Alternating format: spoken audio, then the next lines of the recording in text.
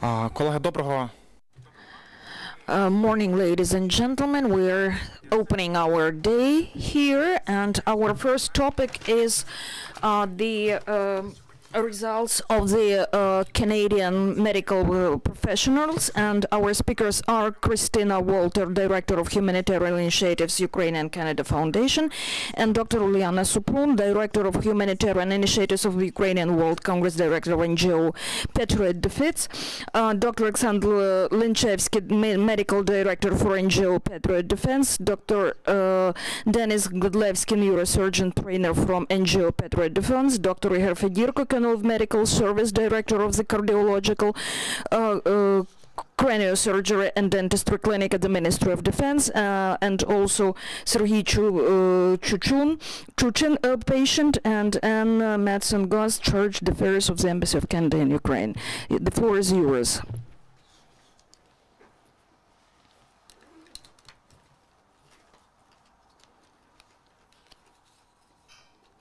Hello, everybody. I'm Krystina Waler. I'm Director of Humanitarian Initiatives for Ukrainian Canada Foundations. And for our today's conference, I will speak Ukrainian. On behalf of the Canada-Ukraine Foundation today. The Canada-Ukraine Foundation is an NGO that's based out of Toronto, Canada, and we've been in existence for over 20 years. In September of 2015, the Canada-Ukraine Foundation received a contribution from the Canadian government from the Global Peace and Security Fund for $1.2 million. It was issued by Global Affairs Canada, and the project was called Building Capacity within the Ministry of Defence Medical System. Through the contribution of the Canadian government, CUF was able to continue the work that they started after the Maidan began and after the war in eastern Ukraine started. The following objectives were achieved by this contribution and completed by March 31st, 2016.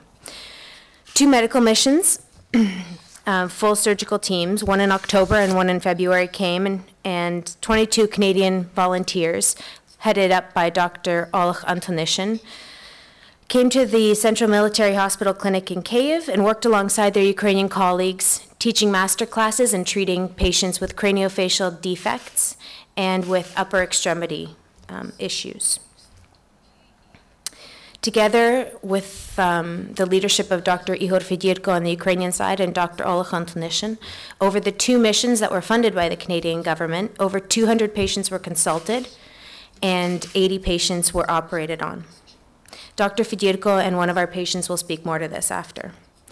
Approximately $700,000 worth of instruments and equipment was purchased for the Central Military Hospital Clinic in Kyiv in order to help create a Center of Excellence for Craniofacial Reconstructive Surgery. It's our hope that our Ukrainian colleagues will be able to take the knowledge and the instrumentation and the equipment and continue the work that we started together. Doctors were able to participate in international observerships to Switzerland to improve their skill set in craniofacial reconstructive surgery. And as well, Patriot Defence, under the direction of Dr. Ulana Suprun, was provided with $210,000 to carry out Ukrainian trauma life support training courses. The courses trained 97 people over a 6-month period, and Dr. Suprun and Dr. Linchevskyi will speak more about this training in more detail afterwards. As you can imagine, carrying out such a big project in 6 months takes a lot of hard work from people on the ground in Ukraine. CUF would like to thank the government of Ukraine for their support, and particularly the Ministry of Defense, with particular thanks to General Andriy Verba, Dr. Igor Homenko, and General Anatoly Kazmirchuk, the Ministry of Foreign Affairs, and Служба безпеки України. Also, local NGOs helped us execute this program. First and foremost, Patriot Defence, who have always helped with anything we need, with this grant and with other work as well. Initiative E+, who have also been helping us from day one on the ground since after the Maidan, providing us with any help we need. And New Generation International Charitable Fund, Nove Pokolenia as well. Thank you to the Canadian Embassy, and in particular Ambassador Roman Vasyuk, who's always supported our work, the Ukrainian World Congress, the Holiday Inn in Kyiv, Sunnybrook Health Sciences, and Stryker Canada as well. I'd like to now ask Anne Mattson Gauss from the Canadian Embassy to say a few words on behalf of the funder of this program. Thank you very much. I'm here on behalf of Ambassador Waszczuk to pass my greetings and to say a particular thanks to the organizers of this incredible project for the work that they've been doing. It's in my section, in the political section, that we manage our security fund. And this morning, actually, the ambassador is in Yavoriv visiting our troops who are training Ukrainian military personnel, which is part of the program that we fund. We support other initiatives, for example, like the stand-up of the patrol police, like the equipping of the military border guard service. But this particular project is especially meaningful to us and especially impressive for the way that it brings together, obviously, our funding program, experts like Dr. Suprun, experts from the Ministry of Defence here, and the hard work and initiative of the Canada-Ukraine Foundation as exemplified by Krystina Waler. So we're extremely happy to be able to fund this initiative and are thrilled with the results. I'll leave my words there because I know we have a full program this morning, so back to you. Thank you, Anne. I'd next like to ask Dr. Igor Fedirko to come and say a few words on behalf of the Ministry of Defence of Ukraine and as well on behalf of his colleagues. Дякую. Доброго дня, Україно. Сьогодні ми підводимо вже під Good morning, Ukraine. We are now summing up the work of the 4 missions of the Ukrainian and Canadian missions of the assistance to the Ukrainians wounded in the area of the anti-terrorist operations. From the previous press conferences, you know how successful those missions were, especially those 2 funded by the government of Canada. And also by the Canadian-Ukrainian Foundation. More than 40 patients were operated, and during the second mission, more than 80 patients were operated, so the progress is clear. Each party during those missions took, let's call it training, and we could manage more, to do more. And Canadian government allocated considerable funds, that is $1.2 million for the military hospital, and those were given to the military hospitals and to the trainings with the Ukrainian military medical professionals. And I would like to say, to express my gratitude to the Canadian party who accomplished this task. And I think that all those 4 missions were the great masterclass for both parties. Canadian medical professionals learned a lot, and even more military medical professionals of Ukraine. And the patients, on behalf of the patients, one of our military servicemen who were treated during this mission will tell about how was it, and I would also express special thanks to Mr. Antonishin, who is in Canada now and who is very busy, and to Mr. Hetmanchuk. So great thanks, and great thanks to Mrs. Krystina Waler, and special thanks to the Ambassador of Canada to Ukraine, Mr. Waszczuk. He was very attentive and took paid a great attention to both Ukrainian and Ukrainian militaries and Canadian parties. So great thanks to the Canadian party from all Ukrainians and Ukrainians patients. Hello, I'm Chuchyn Sergiy. I would like to express my gratitude for the program. I would like to say thank you on behalf of myself and all the guys who were treated. Thanks. Thank you, Sergiy. And now I would like to ask the Patriot of Defence NGO to tell how successful were the courses. Hello, ladies and gentlemen. I'm Ulana Suprun. I'm the director of the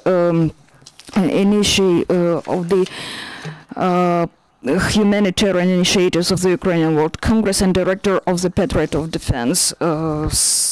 So we are engaged in training of the military men for the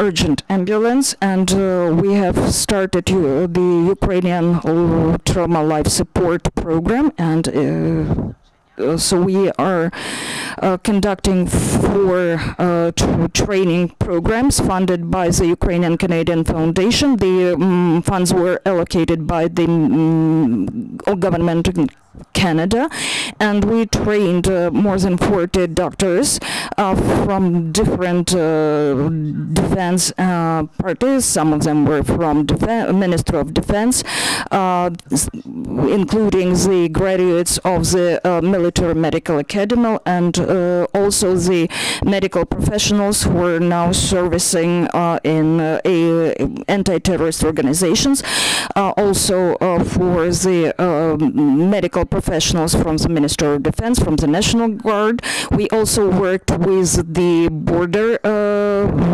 service, and the last course was taught to the Security Service of Ukraine. We trained their doctors, and we also trained the medical professionals of the Special Forces of Ukraine, and they finalized all that, integrated by this simulation, and Dr. Linchevskyi will tell more about that. And I would also express my great thanks to the Ukrainian Canadian Foundation and to the Embassy of Canada, because representatives of the embassy participated in our training and awarded the certificates. They followed the simulations, and we also got great support from Ukrainian Canadian Foundations and from embassy. And the floor is given to Dr. Linchevskyi, and he will talk about the course. Hello. Both civil and military trauma has some special peculiarities, and no surgeon, no other medical professionals come across in our everyday life. So trauma, which our surgeons deal with, is military trauma, and this is a pretty hard one. And that's the area which requires a lot of improvement. The course was aimed at teaching the medical professionals to render adequate medical assistance to the patient in the very first hours before the assistance at the hospital.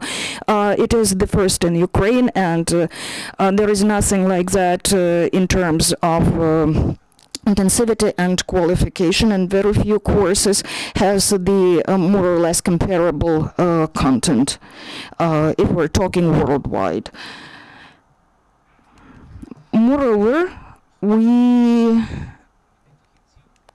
could invite the leading trauma professionals from the US, from the acting military hospitals from the US Army, also from and they are now working in Ukraine, and thus we were able to deliver this training.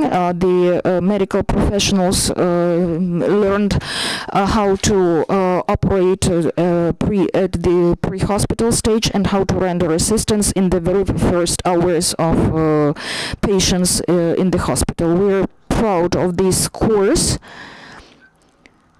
and the impact of this course is difficult to overestimate. Most of the lethal death rates is within the first hours after getting trauma, and that is why the training which enabled our professionals with new knowledge and mastered the new skills. We believe it will help, and it helps, and this training helps to save lives. In Ukraine, we have never ever had anything like that, and Ukrainian medical professionals cannot even evaluate how high quality this course is. It is very practice oriented, which is very different from what we are used to in Ukraine, which are very theoretical. This course is very practical, and it also has the simulations, honing the skills, also holding the scenarios, following the scenarios and protocols, and that is why we believe that this course is more than just theory, because it helps mastering skills to be applied from the day one. I would also like to add that we are not through with our program. We are not limited by military medical professionals. We have already conducted the courses for civil professionals, and it is free for the participants because they are funded by the donors community, and each participant of the course, the participants take the exams, and if successfully passed, they are awarded 4-year valid certificates. And we also support the Association of Anesthesiologists of Ukraine. If you're interested in taking those courses, please go to our site, visit our site. Thank you very much for coming. On behalf of Mr. Hetmanchuk and Ukrainian Canadian Foundation, I would like to thank you very much and say that we appreciate your time. Ukraine, we are not going to leave. We're not going to stop our programs. We're not going to stop working here. We're not going to stop collaborating with great NGOs like Patriot Defence. We are now in the process of assessing what our next steps are. Thank you so much. Thank you, colleagues. As far as I know, the next medical mission is scheduled for the fall. Is it the only one or the first one? We're not 100% sure that we're going to have this mission. We would love to have this, to do this mission. We're going to discuss that with colleagues, with patients, how feasible it is, and if there are donors, Canadian donors ready to support. But we hope to do the mission in fall. Thank you very much. Do you have any more questions? Or if no, then thank you for what you're doing, for the great job you're doing. All the best. Thank you.